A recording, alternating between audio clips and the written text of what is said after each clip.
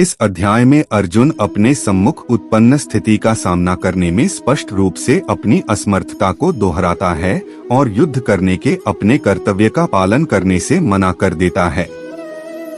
तत्पश्चात वह औपचारिक रूप से श्री कृष्ण को अपना आध्यात्मिक गुरु बनाने और जिस स्थिति में वह स्वयं को पाता है उसका सामना करने के लिए उचित मार्गदर्शन प्रदान करने की प्रार्थना करता है। परम प्रभु उससे कहते हैं कि आत्मा जो शरीर के नष्ट होने पर भी नहीं मरती के अमरत्व की शिक्षा देकर दिव्य ज्ञान प्रदान करते हैं। आत्मा एक जन्म से दूसरे जन्म में उसी प्रकार से शरीर परिवर्तित करती है जिस प्रकार से मनुष्य पुराने वस्त्र त्याग कर नए वस्त्र धारण करता है। इसके पश्चात श्री कृष्ण सामाजिक दायित्वों के विषय की ओर आगे बढ़ते हैं। वे अर्जुन को स्मरण कराते हैं कि धर्म की मर्यादा हेतु योद्धा के रूप में युद्ध लड़ना उसका कर्तव्य है। वे स्पष्ट करते हैं कि किसी के द्वारा अपने नैतिक कर्तव्यों का पालन करना एक पुण्य का कार्य है जो स्वर्ग जाने का द्वार खोलेगा, किंतु कर्तव्यों से विमुख होने से केवल तिरस्कार और अपयश प्राप्त होगा। लौकिक स्तर पर अर्जुन को प्रेरित करने के पश्चात श्री कृष्ण गहनता के साथ कर्मयोग के ज्ञान पर प्रकाश डालते हैं। वे अर्जुन को फल की आसक्ति के बिना निष्काम कर्म करने की प्रेरणा देते हैं। फल की कामना से रहित कर्म करने के विज्ञान को वे बुद्धि योग या बुद्धि का योग नाम देते हैं। बुद्धि का प्रयोग मन को कर्मफल की लालसा करने से रोकने के लिए करना चाहिए। इस चेतना के साथ संपन्न किए गए कर्म बंधनयुक्त कर्मों से बंधन मुक्त कर्मों में परिवर्तित हो जाते हैं। अर्जुन दिव्य चेतना में स्थित मनुष्य के लक्षणों के संबंध में जानना चाहता है। श्री कृष्ण उसे बताते हैं कि किस प्रकार से दिव्य चेतना में स्थित होकर मनुष्य आसक्ति, भय और क्रोध से मुक्त हो जाता है और सभी परिस्थितियों में उसकी इंद्रियां उसके वश में हो जाती हैं और उसका मन सदा के लिए भगवान की भक्ति में तल्लीन हो जाता है। अब वे क्रमानुसार स्पष्ट करते हैं कि किस प्रकार से मानसिक संताप, काम वासना और लोभ विकसित होता। संजय ने कहा, करुणा से अभिभूत, मन से शोकाकुल और अश्रुओं से भरे नेत्रों वाले अर्जुन को देखकर श्री कृष्ण ने निम्नवर्णित शब्द कहे। परमात्मा श्री कृष्ण ने कहा है, मेरे प्रिय अर्जुन, इस संकट की घड़ी में तुम्हारे भीतर यह विमोह कैसे उत्पन्न हुआ? यह सम्माननीय लोगों के अनुकूल नहीं है। इससे उच्च लोकों की प्राप्ति नहीं होती अपितु अपयश प्राप्त होता है। हे पार्थ, अपने भीतर इस प्रकार की नपुंसकता का भाव लाना तुम्हें शोभा नहीं देता। हे शत्रु विजेता, हृदय की तुच्छ दुर्बलता का त्याग करो और युद्ध के लिए तैयार हो जाओ। अर्जुन ने कहा, हे मधुसूदन, हे शत्रुओं के दमन करता, मैं युद्ध भूमि में कैसे भीष्म और द्रोणाचार्य जैसे महापुरुषों पर बाण चला सकता हूँ जो मेरे लिए परम पूजनीय है। ऐसे आदरणीय महापुरुष जो मेरे गुरुजन हैं को मारकर सुखपूर्वक जीवन व्यतीत करने की अपेक्षा तो भीख मांगकर इस संसार में जीवन निर्वाह करना अधिक श्रेयस्कर है।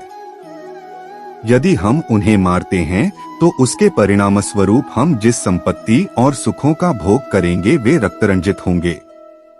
हम यह भी नहीं जानते कि इस युद्ध का परिणाम हमारे लिए किस प्रकार से श्रेयस्कर होगा, उन पर विजय पाकर या उनसे पराजित होकर।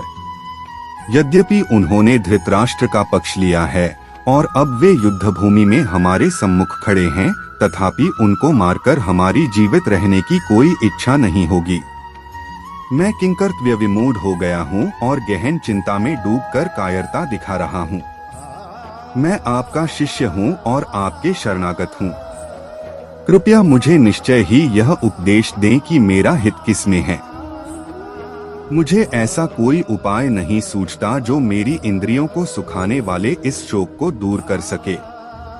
यदि मैं धन संपदा से भरपूर इस पृथ्वी पर निष्कंटक राज्य प्राप्त कर लेता हूँ या देवताओं जैसा प्रभुत्व प्राप्त कर लेता हूँ, तब भी मैं इस शोक को दूर करने में समर्थ नहीं हो पाऊंगा। संजय ने कहा, ऐसा कहने के पश्चात गुडाकेश शत्रुओं का दमन करने वाला अर्जुन ऋषिकेश कृष्ण से बोला, हे गोविंद, मैं युद्ध नहीं करूंगा और शांत हो गया। हे भरतवंशी धृतराष्ट्र, तत्पश्चात दोनों पक्षों की सेनाओं के मध्य शोककुल अर्जुन से कृष्ण ने प्रसन्न होते हुए ये वचन कहे। परम भगवान ने कहा, तुम विद्वतापूर्ण वचन कहकर भी उनके लिए शोक कर रहे हो जो शोक के पात्र नहीं हैं। बुद्धिमान पुरुष न तो जीवित प्राणी के लिए शोक करते हैं और न ही मृत के लिए। ऐसा कोई समय नहीं था कि जब मैं नहीं था या तुम नहीं थे और ये सभी राजा न रहे हों, और ऐसा भी नहीं है कि भविष्य में हम सब नहीं रहेंगे। जैसे देहधारी आत्मा इस शरीर में बाल्यावस्था से तरुणावस्था और वृद्धावस्था की ओर निरंतर अग्रसर होती है, वैसे ही मृत्यु के समय आत्मा दूसरे शरीर में चली जाती है। बुद्धिमान मनुष्य ऐसे परिवर्तन से मोहित नहीं होते। हे कुंती पुत्र, इंद्रिय और उसके विषयों के संपर्क से उत्पन्न सुख तथा दुख का अनुभव क्षण भंगुर है। ये स्थायी न होकर सर्दी तथा गर्मी की ऋतुओं के आने जाने के समान हैं। हे भरतवंशी, मनुष्य को चाहिए कि वह विचलित हुए बिना उनको सहन करना सीखे। हे पुरुषों में श्रेष्ठ अर्जुन, जो मनुष्य सुख तथा दुख में विचलित नहीं होता और इन दोनों परिस्थितियों में स्थिर रहता है, वह वास्तव में मुक्ति का पात्र है। अनित्य शरीर का चिरस्थायित्व नहीं है और शाश्वत आत्मा का कभी अंत नहीं होता है। तत्वदर्शियों द्वारा भी इन दोनों की प्रकृति के अध्ययन करने के पश्चात निकाले गए निष्कर्ष के आधार पर इस यथार्थ की पुष्टि की गई है। जो पूरे शरीर में व्याप्त है उसे ही तुम अविनाशी समझो। उस अनश्वर आत्मा को नष्ट करने में कोई भी समर्थ नहीं है। केवल भौतिक शरीर ही नश्वर है और शरीर में व्याप्त आत्मा अविनाशी, अप्रिमेय तथा शाश्वत है। आथ हे भरतवंशी, युद्ध करो। वह जो यह सोचता है कि आत्मा को मारा जा सकता है या आत्मा मर सकती है, वे दोनों ही अज्ञानी हैं। वास्तव में आत्मा न तो मरती है और न ही उसे मारा जा सकता है। आत्मा का न तो कभी जन्म होता है, न ही मृत्यु होती है, और न ही आत्मा किसी काल में जन्म लेती है और न ही कभी मृत्यु को प्राप्त होती है। आत्मा अजन्मा, शाश्वत, अविनाशी और चिरनूतन है। शरीर का विनाश होने पर भी इसका विनाश नहीं होता। हे पार्थ, वह जो यह जानता है कि आत्मा अविनाशी, शाश्वत, अजन्मा और अपरिवर्तनीय है, वह किसी को कैसे मार सकता है या किसी की मृत्यु का कारण हो सकता है। जिस प्रकार से मनुष्य अपने फटे पुराने वस्त्रों को त्याग कर नए वस्त्र धारण करता है, उसी प्रकार मृत्यु होने पर आत्मा पुराने तथा व्यर्थ शरीर को त्याग कर नया शरीर धारण करती है। किसी भी शस्त्र द्वारा आत्मा के टुकड़े नहीं किए जा सकते, न ही अग्नि आत्मा को जला सकती है, न ही जल द्वारा उसे गीला किया जा सकता है और न ही वायु इसे सुखा सकती है। आत्मा अखंडित और अज्वलनशील है, इसे न तो गीला किया जा सकता है और न ही सुखाया जा सकता है। यह आत्मा शाश्वत, सर्वव्यापी, अपरिवर्तनीय, अचल और अनादि है। इस आत्मा को अदृश्य, अचिंतनीय और अपरिवर्तनशील कहा गया है। यह जानकर हमें शरीर के लिए शोक प्रकट नहीं करना चाहिए। यदि तुम यह सोचते हो कि आत्मा निरंतर जन्म लेती है और मरती है, तब ऐसी स्थिति में भी, हे महाबाहु अर्जुन, तुम्हें इस प्रकार से शोक नहीं करना चाहिए। जो जन्म लेता है उसकी मृत्यु निश्चित है और मृत्यु के पश्चात पुनर्जन्म भी अवश्यंभावी है। आथ तुम्हें अपरिहार्य के लिए शोक नहीं करना चाहिए। हे भरतवंशी, समस्त जीव जन्म से पूर्व अव्यक्त रहते हैं, जन्म होने पर व्यक्त हो जाते हैं और मृत्यु होने पर पुनः अव्यक्त हो जाते हैं। आथ ऐसे में शोक व्यक्त करने की क्या आवश्यकता है।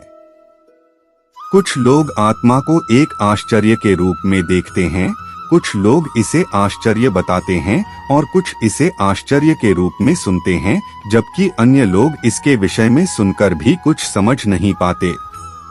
हे अर्जुन, शरीर में निवास करने वाली आत्मा अविनाशी है, इसलिए तुम्हें किसी प्राणी के लिए शोक नहीं करना चाहिए। इसके अलावा एक योद्धा के रूप में अपने कर्तव्य पर विचार करते हुए तुम्हें उसका त्याग नहीं करना चाहिए। वास्तव में योद्धा के लिए धर्म की रक्षा हेतु युद्ध करने के अतिरिक्त अन्य कोई विकल्प नहीं होता। हे पार्थ, वे क्षत्रिय भाग्यशाली होते हैं जिन्हें बिना इच्छा किए धर्म की रक्षा हेतु युद्ध के ऐसे अवसर प्राप्त होते हैं जिसके कारण उनके लिए स्वर्ग के द्वार खुल जाते हैं। यदि फिर भी तुम इस धर्म युद्ध का सामना नहीं करना चाहते, तब तुम्हें निश्चित रूप से अपने सामाजिक कर्तव्यों की उपेक्षा करने का पाप लगेगा और तुम अपनी प्रतिष्ठा खो दोगे। लोग तुम्हें कायर और भगोड़ा कहेंगे। एक सम्माननीय व्यक्ति के लिए अपयश मृत्यु से बढ़कर है। जिन महान योद्धाओं ने तुम्हारे नाम और यश की सराहना की है, वे सब यह सोचेंगे कि तुम भय के कारण युद्ध भूमि से भाग गए और उनकी दृष्टि में तुम अपना सम्मान गवा दोगे। तुम्हारे शत्रु तुम्हारी निंदा करेंगे और कटु शब्दों से तुम्हारा मानमर्दन करेंगे और तुम्हारी सामर्थ्य का उपहास उड़ाएंगे। तुम्हारे लिए इससे पीड़ादायक और क्या हो सकता है।